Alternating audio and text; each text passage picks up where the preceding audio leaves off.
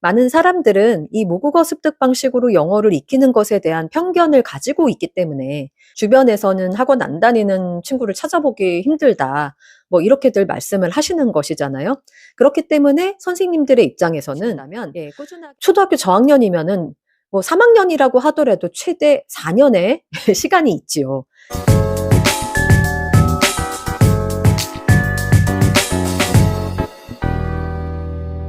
안녕하세요. 영어 잘하는 아이 전문가 바다별쌤입니다. 오늘은 초등 저학년의 영어를 처음 시작하는 아이를 두신 가족을 위한 영상을 만들어 보려고 해요. 근데 최근에는 영어 교육 열기가 유치원까지 계속 앞당겨짐으로 인해서 초등학생이 되었는데도 아직도 학원을 안 보내고 있다고 주변에서 말들이 많은 경우도 굉장히 많은 것 같아요. 근데 초등학교 2학년 때에서야 이 모국어 습득 방식의 영어 교육을 시작해서 아이가 고등학교 때 영어 1등급을 받았던 경험이 있는 저로서는 이런 현상들이 좀 안타깝기도 해요. 계속 누누이 말씀드리지만 영어는 첫 단추가 굉장히 중요하고 처음에 영어에 대한 감정이 어떤지에 따라서 그것이 굉장히 오래가는 경우를 많이 보았기 때문에 오늘 영상 아직 아이가 어린 분들이 많이들 봐주셨으면 하는 바람이 있습니다. 아무튼 초등학교 저학년에 영어를 처음 시작하는 친구들은요. 아마 학원에 가게 되면은 이 모국어 습득 방식으로 영어를 접근하는 현상에 대해서 경계하는 말씀들을 한 번쯤은 들으실 것 같아요. 초등학교 저학년에는 가정에서 꾸준하게 영어 인풋을 잘 해주시게 되면은 나중에 아이가 점점 알아듣는 영어가 많아지면서 이 모국어 습득 방식의 영어의 플로우를 즐기게 되는 것인데 학원이나 어떤 프로그램의 입장에서는 아이가 잘 알아듣지도 못하는 상황에서 영어를 인풋만 하면 어떡하냐 이런 말씀들을 많이 하실 거라는 것을 추측해 볼 수 있을 것 같아요.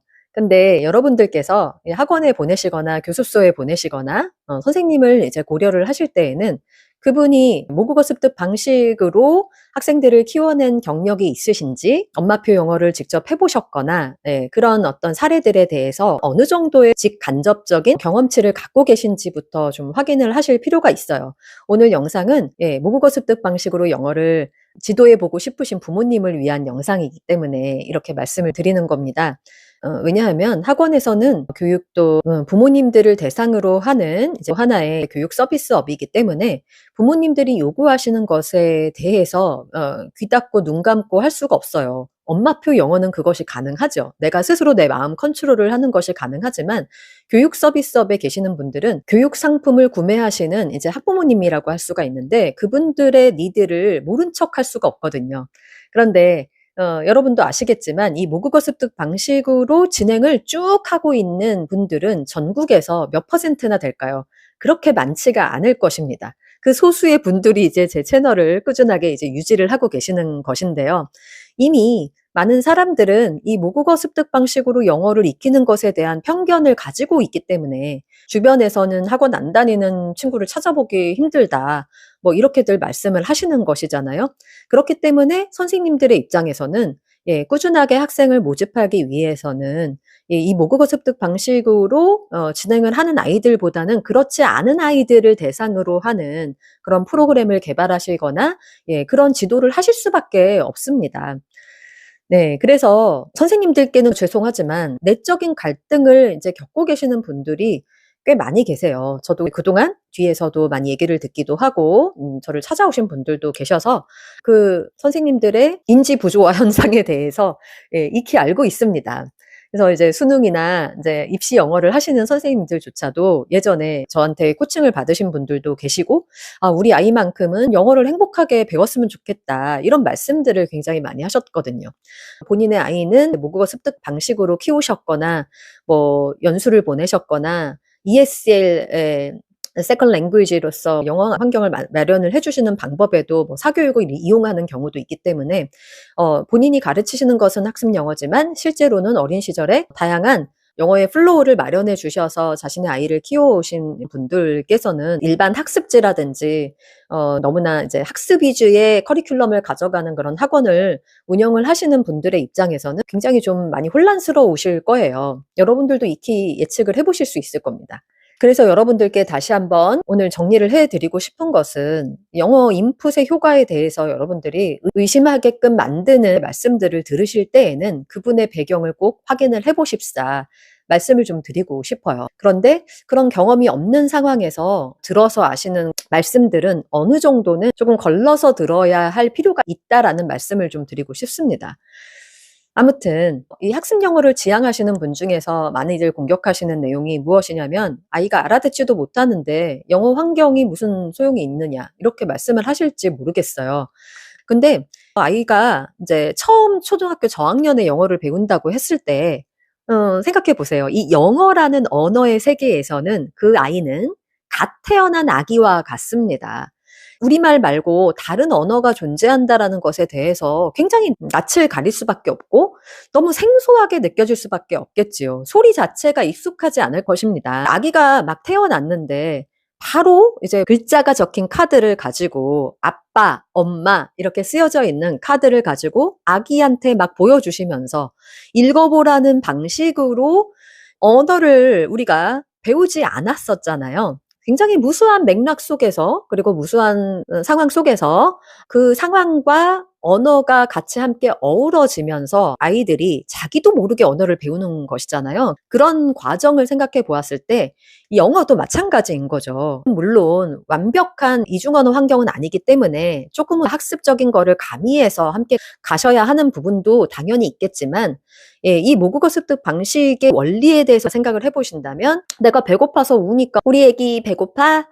맘마 먹자. 그 말이 의미하는 것을 알게 되는 것이죠. 그런데 처음부터 배고프다라는 단어 카드를 만들어 가지고 아기한테 바로 보여줘서 그 말의 뜻을 익히게 하는 것은 아니잖아요. 그렇기 때문에 초등 저학년에는 여러분들이 어떠한 말을 주변에서 듣는다고 할지라도 부모님이 바쁘셔서 뭐 학원을 보내신다고 하더라도 영어 듣기 환경만큼은 반드시 지켜주시면 좋을 것 같아서 말씀을 좀 드릴게요. 평소에 듣기 환경 속에서 잘 자라온 아이들은 어느 순간에 배고프다라는 말도 알고 화가 난다라는 말도 알고 나는 무엇을 하고 싶어라는 말도 알게 되는 것이거든요.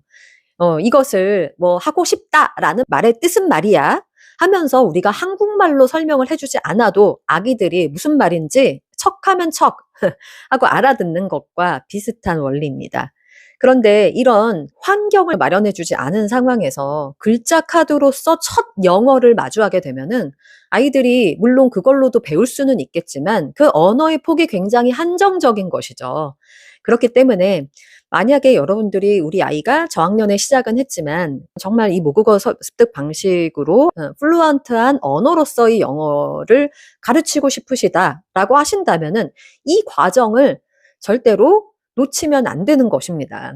그러면 또 우리 영어 학원, 어학원 같은 데를 꼭 보내야 되는 것이냐 이렇게 생각하실지 모르겠어요. 요즘에는 너무나 학원에서 교육 효과를 보실 수 있다라고 하는 그런 편견들이 이게 너무 디폴트 값이 되어버린 것 같아요. 그렇기 때문에 제가 높아심에서 다시 한번 오늘 영상을 촬영을 하는데 이것은 여러분들께서 가정에서도 마련을 해 주실 수가 있으세요.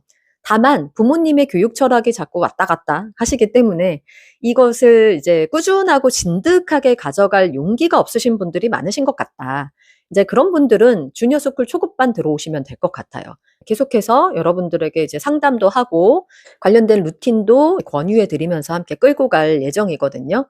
그런데 그게 아니라 집에서 가능하겠다. 나는 지금 현재 아이를 케어할 수 있는 여건이 된다라고 하시면 여러분들의 마음만 장착하시면 되는 거예요. 마음만 이 모국어 습득 방식으로 영어 환경을 만들겠다. 이 환경을 제가 그동안 모든 영상마다 강조를 해오지만 꾸준하게 가는 집들이 많지가 않은 이유는 계속해서 말씀드리지만 예, 이게 뭐 우리나라의 어쩔 수 없는 사교육 현실도 있고 심지어 이제 공교육에서조차도 이런 방식에 대해서 아시는 분들께서 이 정책을 만들어 가시는 것도 아니시기 때문에 여러분들이 마음이 확정이 되셨다고 하시더라도 중간중간 계속해서 흔들리실 수밖에 없다라는 거를 알기 때문에 예, 이렇게 이 영어 얘기를 계속 유지할 수밖에 없더라고요. 하지만 저는 지금도 계속해서 예, 이런 영어 습득을 위한 좋은 환경을 마련을 해주신 분들의 자녀들이 보이는 놀라운 변화들을 계속해서 접하고 있습니다. 게다가 이 사교육비가 날로 이렇게 치솟고 있는 환경 속에서 이 사교육비가 많이 부담되는 가정들도 많이 있으실 것 같아요. 저 역시도 예전에 제가 아이들 어릴 때 힘들었기 때문에 이 엄마표 영어에 관심을 갖게 된 계기도 있거든요. 근데 꼭 그렇지 않다고 하더라도 이 교육의 질 자체가 일반적인 학습 영어를 가르치는 학원이나 이 교습소에 비할 바가 안 된다고 생각하기 때문에 이 모국어 습득 방식을 유지해 온 것이기도 합니다. 이 지난번 영상에서도 말씀드렸지만 아시는 분들만 하는 쉬쉬하는 비밀 같은 아주 귀한 교육 정보이기도 하거든요. 여러분들께서 오늘부터라도 마음을 결단을 하시고 이 여정에 뛰어드신다면 초등학교 저학년이면은 3학년이라고 하더라도 최대 4년의 시간이 있지요. 여러분들이 오늘 영상을 잘 들으시고 이것이 맞다라고 마음에 드신다면 이 여정에 오랫동안 함께 해 보시기를 권하고 싶습니다. 저도 이제 올해 들어서 새로운 취미를 갖기 시작했어요. 이제 그림을 그리고 있는데 마치 엄마표 영어를 처음 시작했을 때와 같은 마인드로 그림에 임하고 있습니다. 그래서 저는 누가 뭐래도 한 3년은 계속 해보겠다라는 생각을 갖고 있거든요.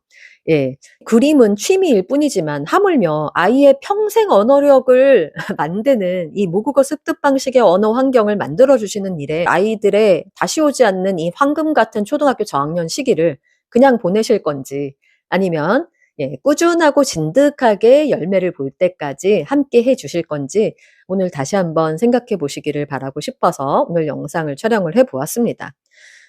요즘에는 리틀팍스, 넷플릭스, 디즈니 TV 저렴하게 구독할 수 있는 다양한 교육 프로그램들이 또 많이 있기 때문에 여러분들이 조금만 눈을 돌리시면은 할 수 있는 방법은 아주 무궁무진합니다.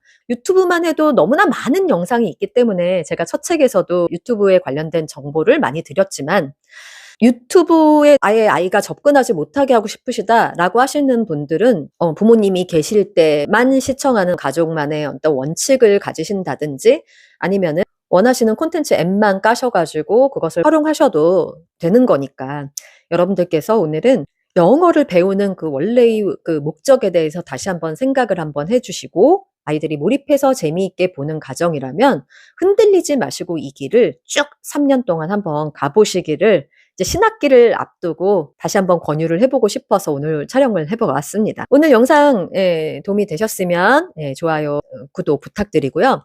질문 있으면 질문도 남겨주시면 이어가는 걸로 하도록 하겠습니다. 저는 다음 시간에 다른 영상에서 뵐게요. 감사합니다.